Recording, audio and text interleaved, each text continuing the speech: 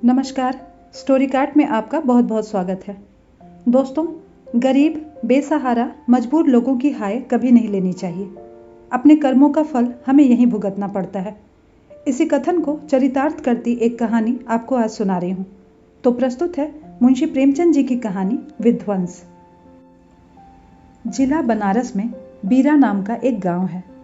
वहाँ एक विधवा वृद्धा संतानहीन गोडिन रहती थी, जिसका भुनगी नाम था।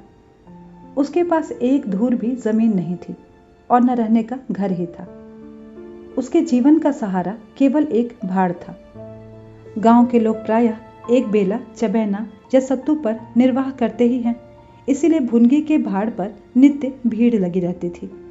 वह जो कुछ भुनाई पाती वही भून या पीस कर खा लेती और भाड़ की ही झोपड़ी के एक कोने में पड़ रहती। वह प्रातःकाल उठती और चारों ओर से भाड़ झोंकने के लिए सूखी पत्तियां बटोर लाती।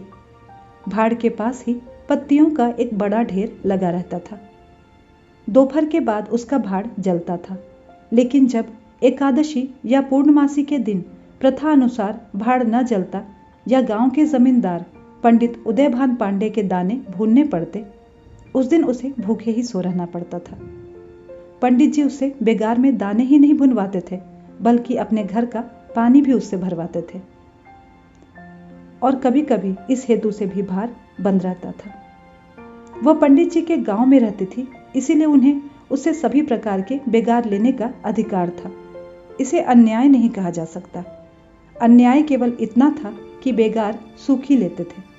उनकी धारणा यह थी कि जब खाने को ही दिया गया तो बेगार कैसी। किसान को अधिकार है कि बैलों को दिन भर जोतने के बाद शाम को खूंटे से भूखा बांध दे। यदि वह ऐसा नहीं करता तो यह उसकी दयालुता नहीं है, केवल अपनी हित चिंता है। पंडित जी को उसकी चिंता नहीं थी, क्योंकि एक तो भुनगी 2-1 दिन भूखी रहने से मर नहीं सकती थी, और यदि दैव योग से मर भी जाती तो उसकी जगह कोई दूसरा गोड़ बड़ी आसानी से बसाया जा सकता था। पंडित जी की यही कृपा क्या कम थी कि वह भुनगी को अपने गांव में बसाए हुए थे। चैत का महीना था और संक्रांति का पर्व। आज के दिन नए अन्न का सत्तू खाया और दान दिया जाता है। घरों में आग नहीं जलती। भुनगी का भाड़ आज बड़े जोरों पर था। उसके सामने एक मेला सा लगा हुआ था। सांस लेने का भी अवकाश नहीं था। ग्राहकों की जल्दबाजी पर वह कभी कभी झुंझला भी पड़ती थी कि इतने में जमींदार साहब के यहाँ से 2 बड़े बड़े टोकरे अनाज से भरे हुए आ पहुंचे और हुक्म हुआ कि अभी भून दे। भुनगी दोनों टोकरे देखकर सहम उठी। अभी दोपहर था, पर सूर्यास्त के पहले इतना अनाज भुनना असंभव था। घड़ी 2 घड़ी और मिल जाते तो एक अठवारे के खाने भर को अनाज हाथ आता। दैव से इतना भी नहीं देखा गया, इन यमदूतों को यहाँ भेज दिया। अब पहर रात तक सेत मेत में भाड़ में जलना पड़ेगा। एक नैराश्य भाव से उसने दोनों टोकरे ले लिए। चपरासी ने डांट कर कहा, देर न लगे, नहीं तो तुम जानोगी। भुनगी, यहीं बैठे रहो, जब भुन जाए तो लेकर जाना। किसी दूसरे के दाने छूओ तो हाथ काट लेना। चपरासी, बैठने की हमें छुट्टी नहीं है, लेकिन तीसरे पहर तक दाना भुन जाए। चपरासी तो यह ताकीद करके चलते बने और भुनगी अनाज भूनने लगी। लेकिन मन भर अनाज भूनना कोई हंसी तो थी नहीं। उस पर बीच बीच में भुनाई बंद करके भाड़ भी झोंकना पड़ता था। अतएव तीसरा पहर हो गया और आधा काम भी नहीं हुआ। उसे भय हुआ कि जमींदार के आदमी आते होंगे, आते ही गालियां देंगे, मारेंगे, और उसने और वेग से हाथ चलाना शुरू कर दिया।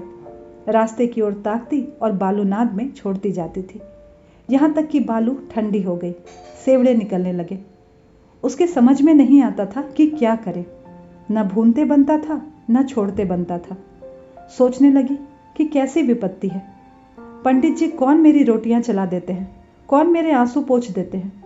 अपना रक्त जलाती हूँ तब कहीं दाना मिलता है, लेकिन जब देखो खोपड़ी पर सवार रहते हैं। इसीलिए ना कि उनकी 4 अंगुल धरती से मेरा निस्तार हो रहा है। क्या इतनी सी जमीन का इतना मोल है? ऐसे कितने ही टुकड़े गांव में बेकाम पड़े हैं, कितनी बखड़ियां उजाड़ पड़ी हुई हैं। वहां तो केसर भी नहीं उपजती, फिर मुझी पर यह क्यों 8 पहर धौंस रहती है। कोई बात हुई और यह धमकी मिली कि भाड़ खोद कर फेंक दूंगा, उजाड़ दूंगा।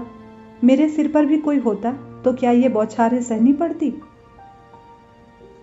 वह इन्हीं कुत्सित विचारों में पड़ी हुई थी कि दोनों चपरासियों ने आकर कर्कश स्वर में कहा, क्यों रे, दाने भुन गए? भुनगी ने निडर होकर कहा, भून तो रही हूं, देखते नहीं हो?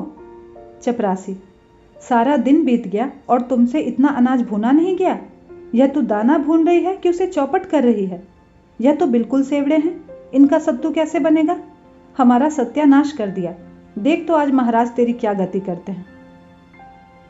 परिणाम यह हुआ कि उसी रात को भाड़ खोद डाला गया और वह अभागिनी विधवा निरावलंब हो गई। भुनगी को अब रोटियों का कोई सहारा न रहा। गांव वालों को भी भाड़ के विध्वंस हो जाने से बहुत कष्ट होने लगा। कितने ही घरों में दोपहर को दाना ही मयस्सर नहीं होता। लोगों ने जाकर पंडित जी से कहा कि बुढ़िया को भाड़ चलाने की आज्ञा दे दीजिए, लेकिन पंडित जी ने कुछ ध्यान नहीं दिया।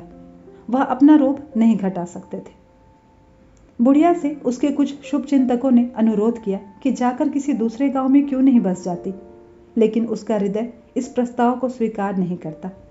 इस गांव में उसने अपने अधीन के 50 वर्ष काटे थे। यहाँ के एक एक पेड़ पत्ते से उसे प्रेम हो गया था। जीवन के सुख दुख इसी गांव में भोगे थे। अब अंतिम समय वह कैसे इसे त्याग दे, यह कल्पना ही उसे संकटमय जान पड़ती थी।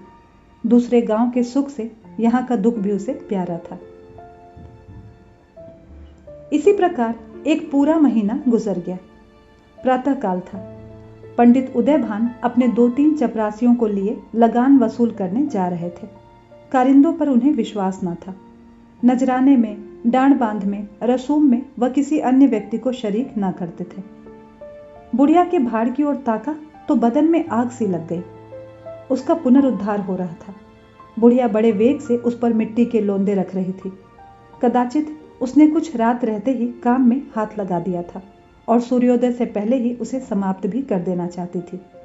उसे लेश मात्र भी शंका नहीं थी कि मैं जमींदार के विरुद्ध कोई काम कर रही हूं। क्रोध इतना चिरजीवी हो सकता है, इसका समाधान भी उसके मन में नहीं था। एक प्रतिभाशाली पुरुष किसी दीन अबला से इतना कीना रख सकता है, उसे उसका ध्यान भी नहीं था। वह स्वभावतः मानव चरित्र को इससे कहीं ऊंचा समझती थी। लेकिन हाय हतभागिनी, तूने धूप में ही बाल सफेद किए। सहसा उदयभान ने गरज कर कहा, किसके हुक्म से? भुनगी ने हक बका कर देखा तो सामने जमींदार महोदय खड़े हैं।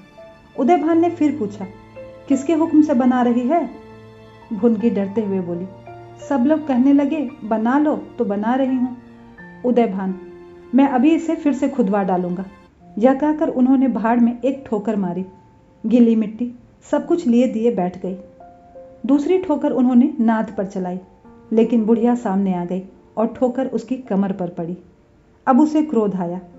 कमर सहलाते हुए बोली, महाराज, तुम्हें आदमी का डर नहीं है तो भगवान का डर तो होना चाहिए। मुझे इस तरह उजाड़ कर क्या पाओगे? क्या इस 4 अंगुल धरती से सोना निकल आएगा? मैं तुम्हारे ही भले की कहती हूँ, किसी दीन की इतनी हाय मत लो। मेरा रोआ दुखी मत करो।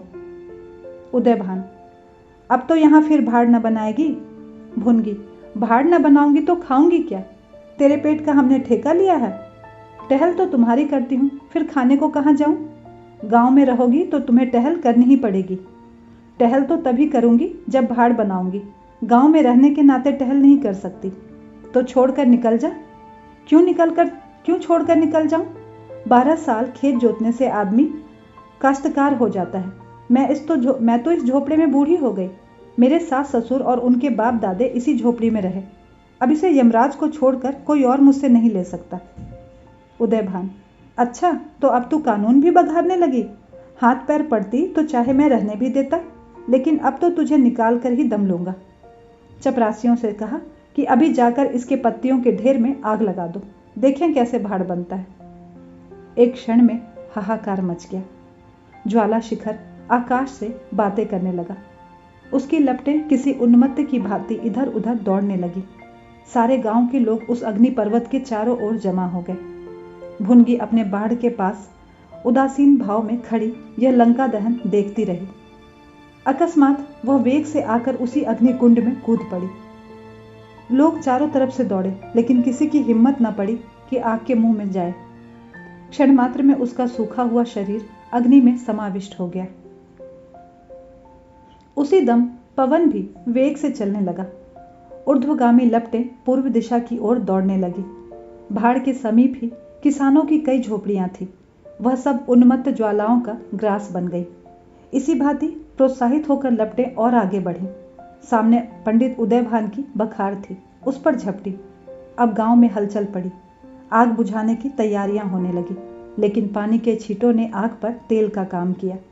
ज्वालाएं और भड़की और पंडित जी के विशाल भवन को दबोच बैठी।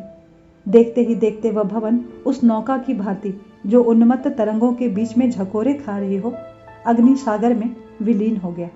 और वह क्रंदन ध्वनि जो उसके भस्मावशेष में प्रस्फुटित होने लगी, भुनगी के शोक में विलाप से कहीं अधिक करुणाकारी थी।